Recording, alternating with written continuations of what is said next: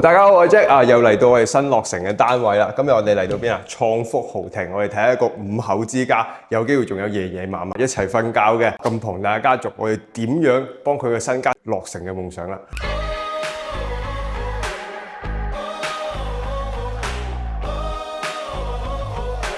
首先一入門口嘅位置咧，當然係我哋玄關啦。一入門口，我哋半高嘅鞋櫃啦，放嘢嘅地方啦。鞋嘅收納量都相對足夠嘅，每個位置其實都係放鞋嘅地方啦。入到嚟咧，我哋有個端景，但係我因為做咗一個玄關，我想有個玄關嘅感覺，但係又唔想咁局促嘅情況之下，所以我哋喺呢度做咗一個透景嘅處理啦，玻璃嘅部分嘅使用啦，同埋我哋盡可能用留空嘅地方啦，咁可以放自己心愛嘅小飾品啊，一入門口就會有一個玄關嘅感覺。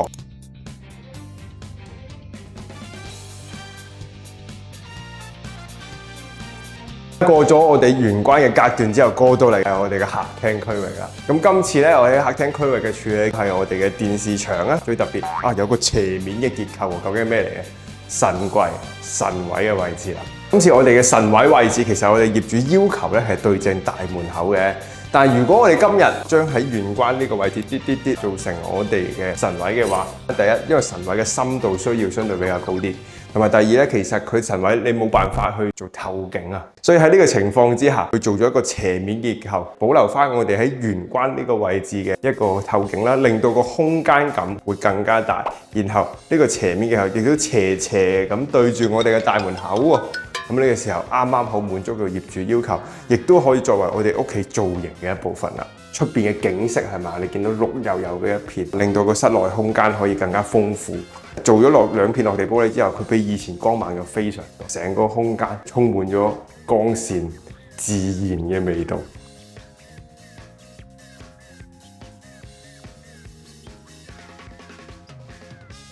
我哋稍移我哋浴鋪咧，就過到我哋用餐區域啦。今次咧，佢同廚房同餐台區域咧，採用咗一個半開放式嘅結構啦。除咗呢度有玻璃門之外，另外一度台面上嘅玻璃門喺邊咧？喺我哋呢個位置嘅。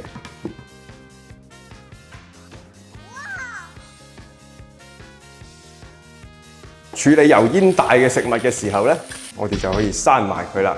咁打開咧就係我哋一個開放式嘅廚房啦。咁當然啦，喺開放式廚房，我哋隔離嘅用餐區就係我哋嘅餐邊櫃啦。所有嘅零食啊，呢啲東西就可以放晒入去啦，滿足你一家日用嘅需要。過到嚟2步咧，就係我哋廚房嘅空間啦，石油氣爐啊、電爐啊咁樣，其實一應俱全。咁有客戶以為今日做咗半開放式嘅廚房，收納量可能會唔夠，咁我就俾你睇睇我哋呢個廚房收到幾多嘢。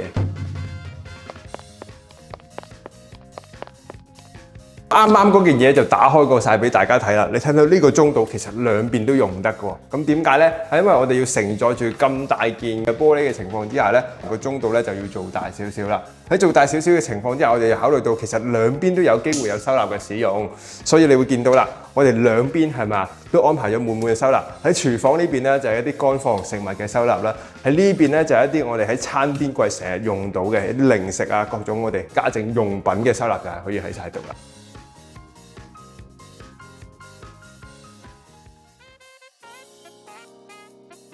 房間入到嚟，首先一入門口咩？係我哋嘅衣櫃啦，一個衣櫃打開以後，你見到啦，掛衫嘅地方係嘛，放我哋其他嘢嘅地方，全部嘢都有。再去到我哋書台部分，足夠我哋2個小朋友使用嘅，一人一個大櫃桶啦，所有嘅收納喺呢邊已經解決啦。另外我哋仲有一個衣櫃啦，咁2個衣櫃咧，其實尺寸咧係一樣嘅。衣櫃嘅隔離咧就係我哋嘅布級上去我哋嘅上面架高嘅床架啦。咁每一級嘅部分咧，都係我哋抽屜嘅地方嚟嘅，所有嘅小配件，全部嘢都可以收納喺入邊啦。所以上面咧其實係大啲小朋友瞓嘅，大啲嘅小朋友書會比較多，所以呢度咧亦都有特設俾佢嘅一個書櫃同埋收納櫃嘅。底下就係我哋嘅一啲備用衣物嘅收納區啦。同埋有機會可能一啲旅行嘅篋啊，就可以收晒入去啊，需要用嘅時候就可以打開呢度門攞翻出嚟啦。上層我哋就睇完啦，我哋睇下下邊另一個小朋友空間啦。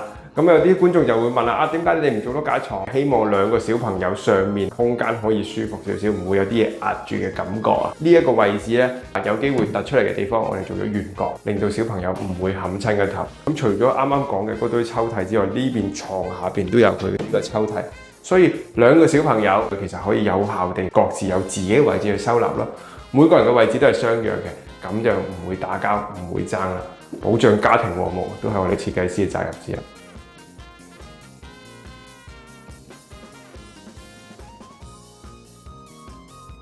OK， 咁嚟到我哋創科豪庭呢個客廁嘅部分啦。咁經典嘅澳門廁所三件套係咪淋浴區啦，跟住我哋嘅智能馬桶啦、升盤嘅部分啦。今次業主採用嘅就係全瓷嘅做法啦，就冇咗所有縫嘅位置。我哋今次喺我哋嘅鏡櫃處理上面，邊框都用緊鋁嘅材質啦，咁啊確保佢冇咁容易發毛。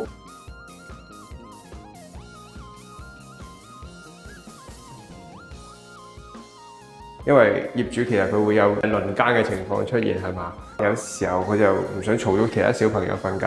我哋今次做咗一個開放式洗手盆，可以令到佢使用上面更加方便。我哋對比下出邊嘅廁所啦，同主人房嘅廁所有咩唔同嘅地方啦？呢個主人房廁所我哋相對縮窄咗少少，所以如果佢放紙巾可能比較難處理少少，所以我哋留低咗壁龕同埋兩邊個小平台嘅位置啦，去俾佢放一啲我哋成日會用到嘅一啲產品。咁啊喺呢邊行過嚟就係我哋衣櫃區域啦。今次咧我哋採用嘅係立柱式嘅衣櫃系統啊，比起我哋之前成日見到嘅我哋啲掛鈎式嘅活動衣櫃咧，喺呢個立柱式嘅做法更加穩陣，有兩個支點去直接接觸到地下同埋我哋嘅櫃體嘅，同埋佢牆體嘅部分，所以喺呢個做法上面更加保證到你收納量啦，同埋我哋嘅安全性。過到嚟剩低嘅就係我哋嘅書台區域啦，同埋我哋嘅休息床嘅區域啦。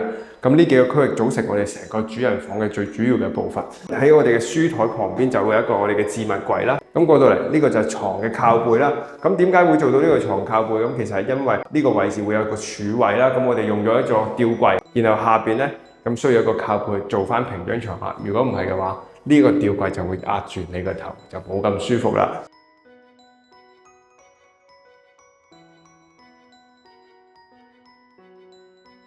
咁啊，去到我哋最後一間小朋友房啦。咁其實同主人房基本上係一樣嘅配置啦。我哋喺衣櫃上面啊，都係用緊我哋立柱式活動衣櫃嘅做法啦。同埋我哋喺上邊都係會預留翻我哋喺書台側面嘅一個開放格收納嘅位置啦，同埋我哋嘅床嘅區域啦。